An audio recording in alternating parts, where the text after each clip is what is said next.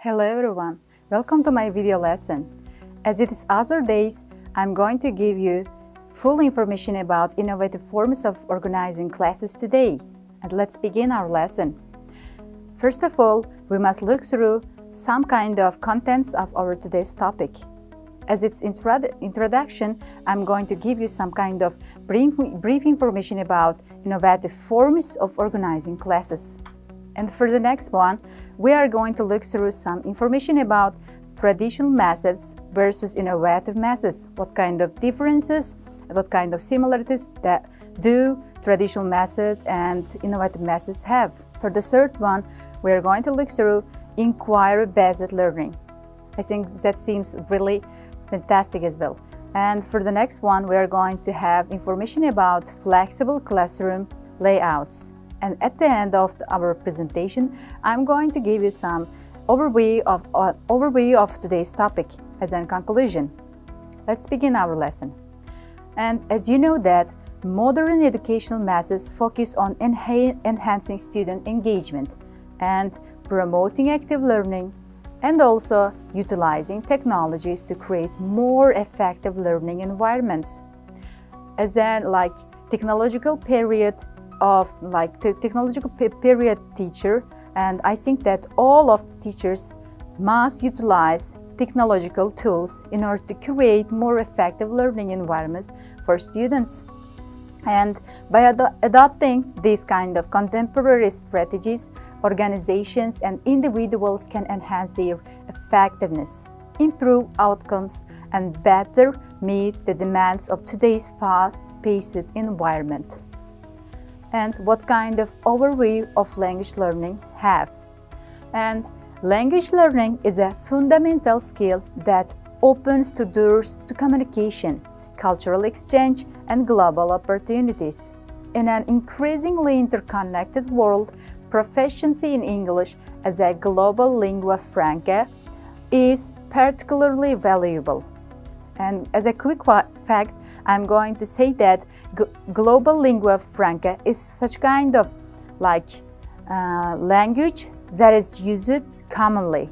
And it means that if we have such kind of multicultural or multinational teachers or students in classroom, and if they speak some kind of in English, maybe in Spanish or any kind of language, it is called global lingua franca. And need for innovation. Why do teachers need for innovation in their classrooms? Today's classrooms are more diverse than ever, with students from various cultural backgrounds and learning styles. As you know that we have got lots of cultural backgrounds, like students who have such kind of various cultural backgrounds. We have such kind of students here in our faculty as well, from Kazakhstan, maybe from Karakalpak, and etc. And it means that they have lots of various cultural backgrounds. This kind of diversity necessitates a more flexible and inclusive approach to teaching. And the rapid advancement of technology has transformed how we access information and communicate. Integrating technology into language learning can enhance engagement and provide students with tools to practice their skills in authentic contexts. And traditional methods of teaching English can be divided some kind of types. For example, in our teaching classrooms, we have got two kinds of instruction, and which can be explained as teacher-centered instruction and student-centered instruction. And what kind of differences do they have? What kind of similarities do they have? First of all, we will look through about some information about teacher-centered instruction. What kind of instruction is it? In traditional classrooms, the teacher is the primary source of knowledge and authority. And it means that teachers must play a crucial role in the classroom. Instruction is often lecture-based, with students passively receiving information. And it means that if a teacher gives some kind of lectures from their subjects, and it means that it is kind of instruction called as teacher-centered. And what about student-centered instruction? What kind of approach does it have? And in like student-centered instruction, educational approach that places students at the core of the learning process, emphasizing their active participation. And this kind of method runs counter to traditional teacher-centered approaches. I think that student-centered in like student-centered instruction, all the students must play a crucial role in the classroom. They must do some kind of activities actively, they must do tasks actively, and they must be active during the lesson. And what about examples for traditional methods? And now I'm going to give you two kinds of examples for traditional methods. I think that we have used it before, this kind of methods. And for example, the first one is rote memorization. And you know that if a teacher gives some kind of words to memorize, to learn by heart, this kind of technique is called rote memorization. In like rote memorization, a technique where students memorize vocabulary, phrases, and grammar rules without necessarily understanding their practical application. I think that we have used this kind of method before, but I think that in our like technological period, in our fast-paced century, we haven't used such kind of methods, because learning some kind of vocabulary, memorizing phrases, and using the students to learn, making the students to learn by heart grammatical rules, it is like not uncommon method. And what about standardized testing? It is kind of traditional method as well. Traditional methods often prioritize preparing students for standardized tests, which assess reading, writing, and grammar skills. In order to make the students be ready for kind of standardized tests, teacher must give the tasks, the assignments, according to their skills. That is they are called like reading, writing, grammar, reading and speaking, and etc. And what about standardized testing characteristics? What kind of characteristics does standardized testing have? We will look through some information. For the first one, curriculum designed around test content and formats. And it means that in every lesson of the teacher, and they use such kind of curriculums which can be designed beforehand, and it must be around test content and formats. All the contents are the same, all the formats are the same in every lesson. What about teaching to the test can limit creativity and critical thinking? I think that this kind of characteristic of standardized testing is really was really crucial, because teaching to the test can limit a students' creativity. It means that students couldn't use their creativity in order to play, in order to be active during the lesson and think critically as well. And for the next characteristic, may neglect speaking and listening skills, which are not always assessed. It means that if the teacher gives some kind of listening skills assignments or speaking skills assignment, they weren't assessed by the teacher.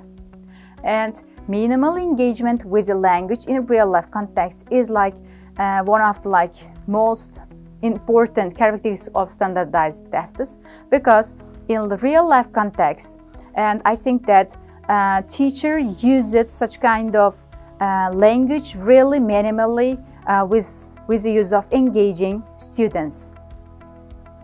And what about innovative methods of teaching English? I think that because of living such kind of technological period, we must look through some kind of innovative methods beforehand, before entering the classroom. So for the first one, flipped classroom. I think that you have heard about what is flipped classroom itself, because flipped classroom it is such kind of classroom that it is like above and beyond are mixed. In a flipped classrooms, students learn new content at home and maybe online, maybe through videos, and engage in hands-on activities during class time. It means that teacher gives like online tasks, online assignments beforehand, and the students must handle this kind of tasks and through the next lesson. Class time is used for discussions, group work, and practical applications. And it means that teacher gives like via online, teacher gives such kind of like lectures, some kind of tasks, and then after the students gather in the classroom, they work on like having discussions, making like group work projects and some kind of applications practically. And what about encourages active participation? And I think that this kind of flipped classroom methods really important because it is really helpful to encourage active participation and collaboration of the students. In order to make the students be active during the lesson and be participated in active manner, and also being collaborative with each other, it is like really important. And what about blended learning? Blended learning combines online digital media with traditional face-to-face instruction, allowing for a more flexible and personalized learning experience.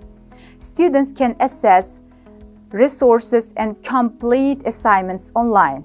It means that I think that there is like really like the same with like HEMIS platform in our faculty. As you know that we have got HEMIS platform and some kind of platforms in our university, and it means that blended learning, it means that learning some kind of subjects through online and doing the assignments on time, and all the actions must be completed online. And what kind of benefits of innovative method have? We are going to some kind of look through this kind of methods. For example, innovative method can boost, first of all, the students' engagement. And I think that in order to engaging the students really like actively, the teacher also plays a really crucial role. And I think that innovative method can boost also critical thinking of the students. I think that without this kind of ability, students can create anything at all in the classroom. And next types of benefits of like innovative methods, it is called learning needs. I think that both like students and teachers must analyze beforehand what is their learning needs. And after this kind of action, students must interact with like each other. I mean the like both active students and both like and passive students must interact really actively with each other. And after this kind of benefits, I think that we have got the next benefit, as it's called participation. And I think that in this kind of situation, teachers also plays crucial role, and while like making the students participate like in the lessons. And comprehension, I think that students after giving some being given some kind of lectures, some kind of tasks and assignments, all the students must comprehend and must think really deeply about the lectures, about the assignment they have made. And understanding, I think that understanding is the same with like comprehension, and but it is like somehow different. And learning styles, I think that every student must know their like style of learning beforehand. For example, I am such kind of person that who can learn in a kinesthetic manner. I mean that after touching something, after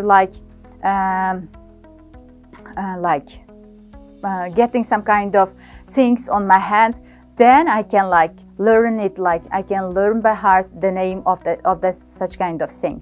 And I think that audiolingual, I think that we have got kinesthetic, maybe audio. With audio, there are lots of students who can learn with like audio materials as well, and etc. And what about motivation? I think that all the teachers must give motivation to their students in every part of their classroom. I mean that after every task and after every assignment, I mean the students have made.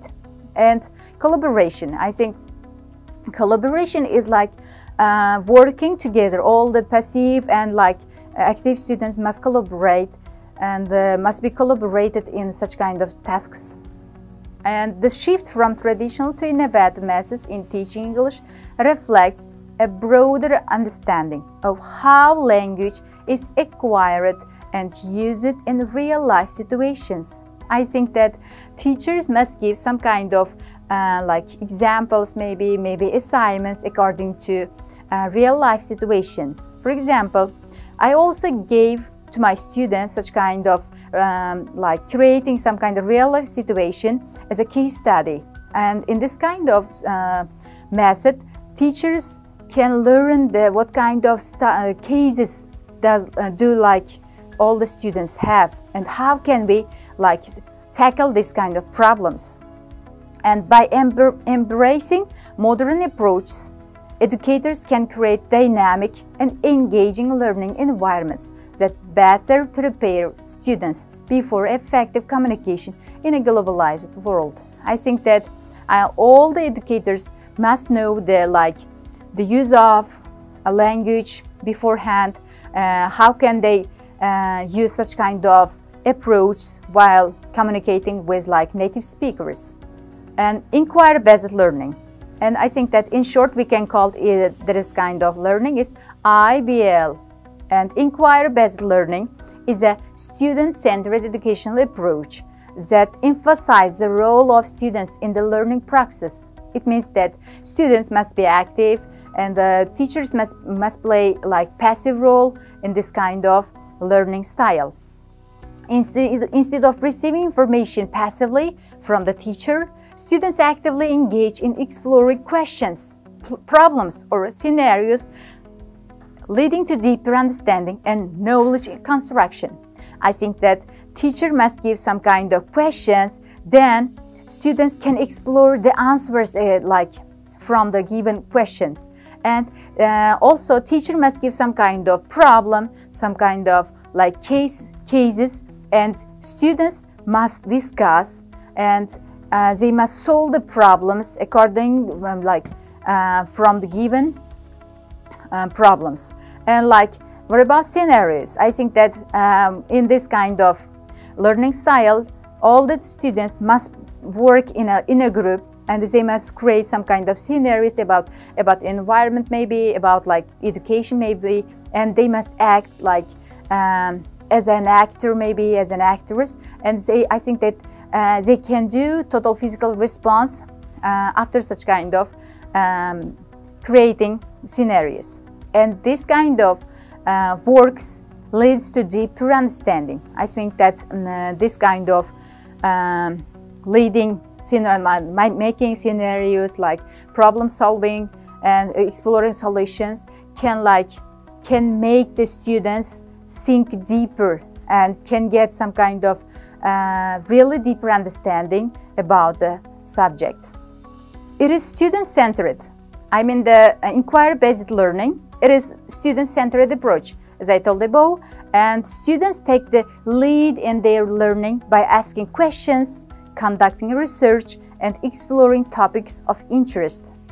And the teacher acts as a facilitator. I think in this kind of sentence there is given some kind of meaning that teacher must facilitate, as they must only be a facilitator in like education, and or they must like a guide, like rather than the primary source of information, as they must be some such kind of the really primary source of information. And what do teachers inquire with from their students. First of all the students must identify which kind of question is it. It is like open-ended question, it is like true, false, and etc. And they must explore the answers to that question. I mean the asked question from teacher, and they must make a model of their from the their answers of this question, and they must evaluate which answer can be explained really effectively, which answer can be really similar with the first one. And after that one, they must explain the meaning of their evaluation, the meaning of their true answer.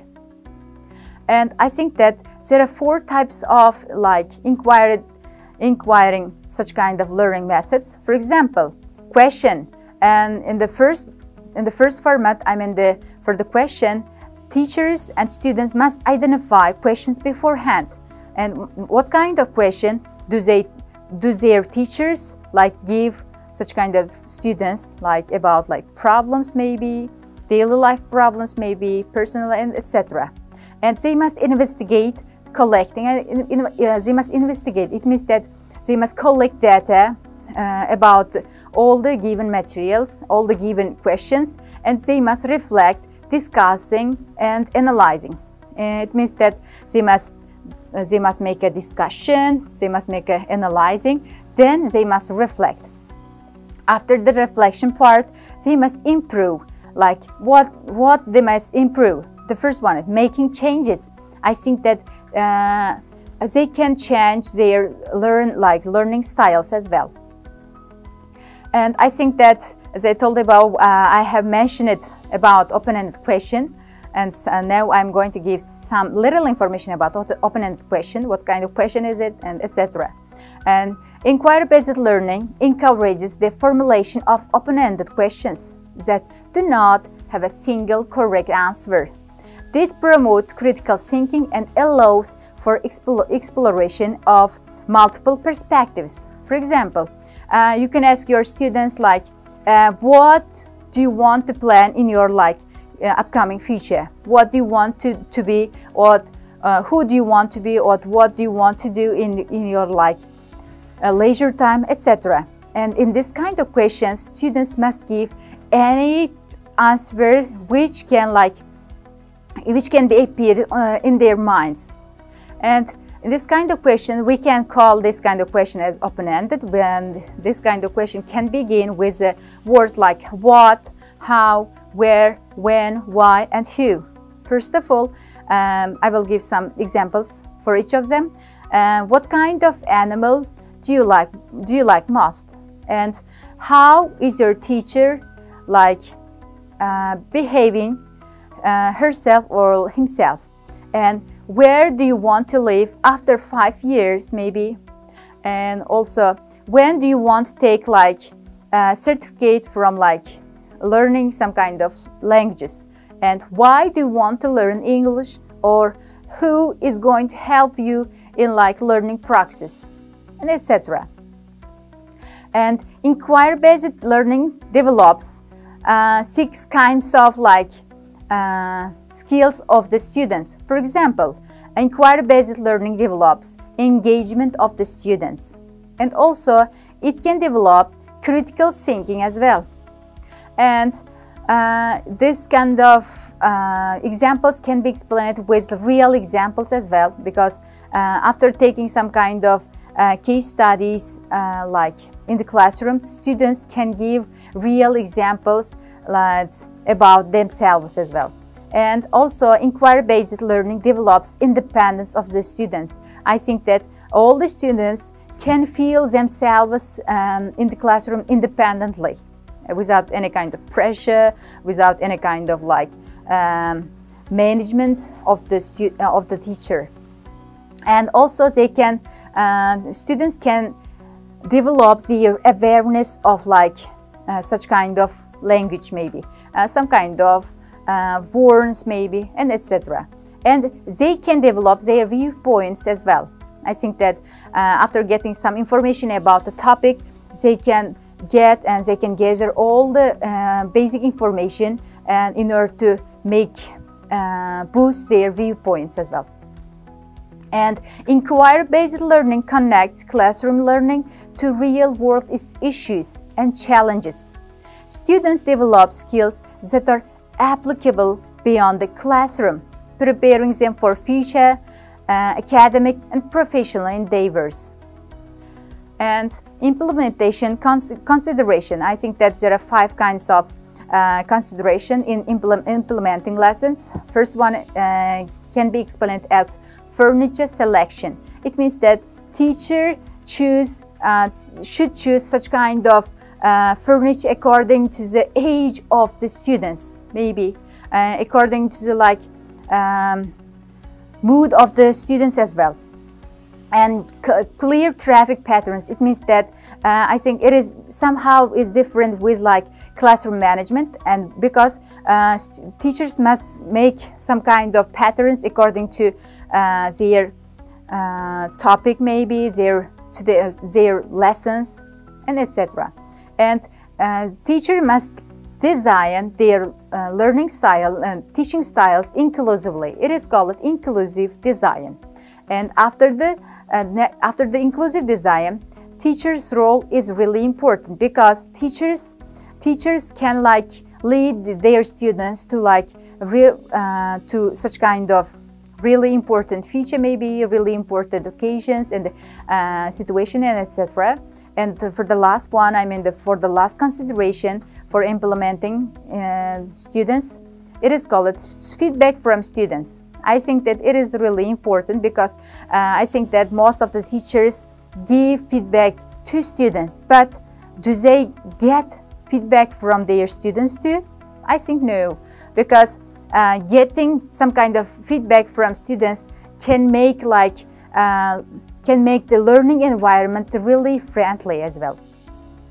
And I'm going to some kind of information about some kind of configuration. And I think that, as you can see here in the picture, there is such kind of desks which can be arranged in a U-shape. It is called U-shape configuration. What kind of configuration itself we will look through. Okay, desks are arranged in a U-shape, creating an open space in the center for discussions and presentations. This layout fosters whole class discussions, allowing all students to see and engage with one another while keeping the teacher central to the conversation. As you can see here in the picture, I think that teacher must stand in center, and all the students can sit face to face to each other. They can speak face to face, and I think that they can discuss some kind of problems face to face as well. And what about circular arrangement? In this kind of arrangement, all the desks must be placed in a circular manner. For example, desks or chairs are arranged in a circle to create an inclusive space for dialogue. For example, they can make some kind of group work activities and group work projects in a circular arrangement. I think that is really helpful as well. This setting promotes equality as all students can see each other. I think that they can see each other really closely, and they can make some kind of discussion really closely by whispering the answers to answers, and etc. And enabling open discussions and encouraging everyone to participate. I think that if a teacher make some kind of circular arrangement according to the level of students, for example, in a group, in a first group, and most of the passive and active students must be gained in a group, and this kind of way can help all the students act actively in the classroom, in the activity, maybe in the lesson. And what about flexible seating? It is kind of setting that instead of traditional desks and chairs, the classroom features a variety of seating options, such as bean bags, floor cushions, and standing desks or exercise balls. This arrangement caters to students' comfort and preferences, allowing them to choose their seating based on their learning activities. For example, they can make individual work, they can make group work as well. in this kind of seating, I think that no chairs is recommended. No chairs are recommended because teacher mustn't mustn't let the students to sit on chairs. They must they can sit on bean bags, maybe some kind of cushions, maybe, and some kind of balls as well. And what about technology integration in the classroom? Spaces equipped with technology such as interactive whiteboards, computers, charging stations can be designed into the classroom layout. For example, I think that in our every classroom we have got lots of charging stations or computers and whiteboards and television or overhead projector, etc., which are needed for our lesson. And this kind of technology, this kind of integrating technology into learning spaces encourages digital collaboration among the students, among the teachers as well. And they can research, they can do research, they can make some kind of creative activities, or they can be aligned with modern education practices. I think that this kind of integration is really modern than ever before. And what about flexible classroom layouts? Flexible classroom layouts are innovative and adaptive physical arrangements designed to promote active learning. And I think that it is kind of layout that this can lead for students to act really helpfully as well. I can describe it with the adjective helpfully, and as well actively. I have used this kind of word really profoundly, but don't mention it. Unlike traditional classroom setups, which typically feature fixed rows of desks facing a teacher at the front, flexible layouts allow for a variety of configurations and accommodate different teaching styles and learning activities. Flexible classroom layouts are adaptable configurations that allow for changes in the arrangement of furniture and resources to support diverse teaching methods and learning activities. I think that this kind of layouts can be tailored to suit different group sizes, learning goals, and classroom dynamics. I think that you know three of them because group size, it is really understandable because students make four kinds of students must sit together. It is group size is medium and small or big, and etc. And learning goals, I think we have got taken some kind of information about learning goals. We have got SMART goals because it is set and it must be set beforehand for students.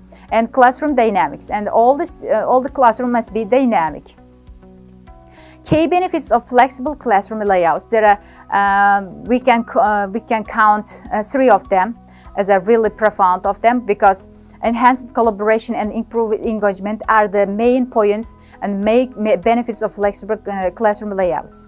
For the enhanced collaboration, flexible layouts facilitate group work and collaborative learning.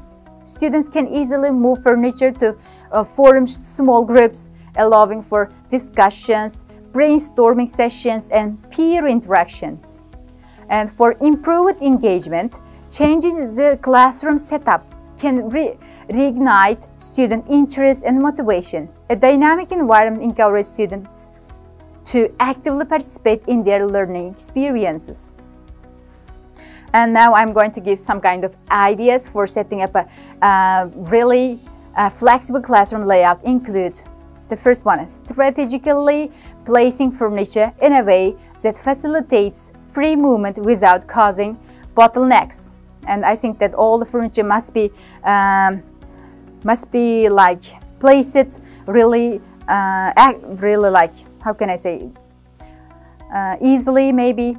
Offering a range of writing surfaces and knowledge sharing tools such as whiteboards, pinboards, sketchpads, and computers so students can decide how they wish to demonstrate what they have learned.